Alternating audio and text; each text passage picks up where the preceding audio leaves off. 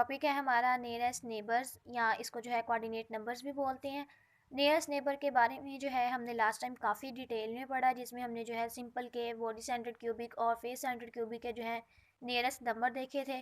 तो अब वो जो नियरेस्ट नंबर्स हमने जो है, मैंने एक वीडियो भी सेंड की थी, उसमें भी काफ़ी अच्छे से एक्सप्लेन किया हुआ था कि एक पॉइंट जो है वो अपने नियरेस्ट पॉइंट से जो है मिला होता है, उसको जो है हम नियरेस्ट नंबर बोलते हैं।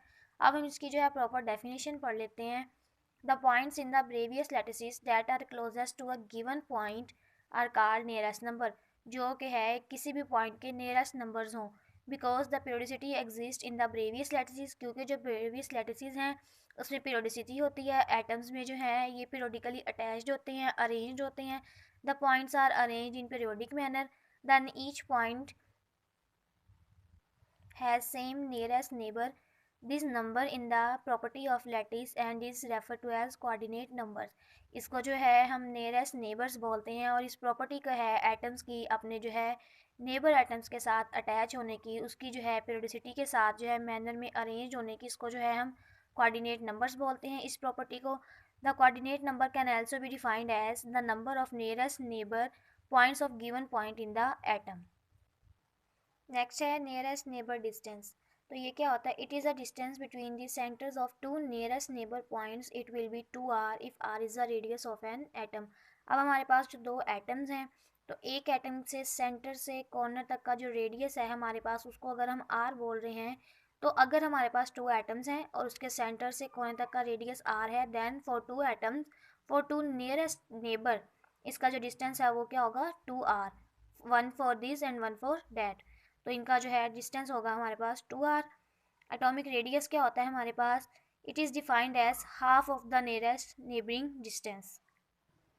तो एटॉमिक रेडियस हम बोलते हैं half of the nearest neighbouring distance, के हमारे पास जो है जो नेबरिंग डिस्टेंस है दूसरे एटम से, जो हमारे पास डिस्टेंस है उसका हाफ, तो उसको जो है हम एटॉमिक रेडियस बोलते हैं।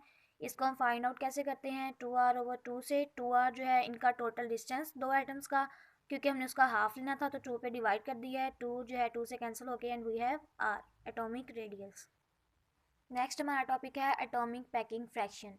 तो ये क्या चीज़ होती है हमारे पास? हमने जो है क्रिस्टल स्ट्रक्चर जो हैं हम पढ़े हैं, तो उसमें जो कॉर्नर्स पे एटम्स अटैच्ड होते हैं, उन एटम्स का जो है वॉल्यूम ऑक्यूपाई करने के बाद भी क्रिस्टल के अंदर कितनी जगह बचती है, उसको जो है हम पैकिंग फ्रैक्शन बोलते हैं। कि जितनी जगह जो है एटम्स ने जो है ऑक्यूपाई की हुई है और कितनी जो है बिल्कुल खाली है उस क्रिस्टल लैटिस के अंदर। तो the packing fraction tells us the closeness of atoms in a crystal. तो ये हमें बताता है कि एक जो है क्रिस्टल में एटम जो हैं वो एक दूसरे से कितनी क्लोज हैं, उनके दरमियान कितनी स्पेस है और वो कितने क्लोज हैं। The packing fraction can be defined as the fraction of the space is occupied by the atom in a unit cell. कि ये वो स्पेस है जो किसी भी जो एटम्स ने जो है यूनिट सेल में ऑक्यूपाई की हुई है। और इसकी डेफिनेशन है the ratio of the volume occupied by atom in unit cell to the total volume of the unit cell. कि यूनिट सेल के टोटल वॉल्यूम में से जितनी जगह जो है एटम ने जो है ऑक्यूपाई की हुई है। और इसकी ये भी डेफिनेशन है the maximum portion of the unit cell occupied by the atom. तो जो पैकिंग फ्रैक्शन की जो डेफिनेशन जो है हम कहते हैं volume occupied by atom in unit cell over total volume of the unit cell. इसको जो है हम फाइंड आउट कैसे करते हैं, उसके लिए हमारे पास इक्वेशन क्या होती है? पी एफ यानी कि packing fraction is equal to number of atom, कितने जो है नंबर ऑफ एटम्स हैं उस यूनिट सेल में, multiply by volume of atom in unit cell over total volume of the unit cell. अब हम पैकिंग फ्रैक्शन देखेंगे क्यूबिक क्रिस्टल में, बॉडी सेंटर्ड में और फेस सेंटर्ड में।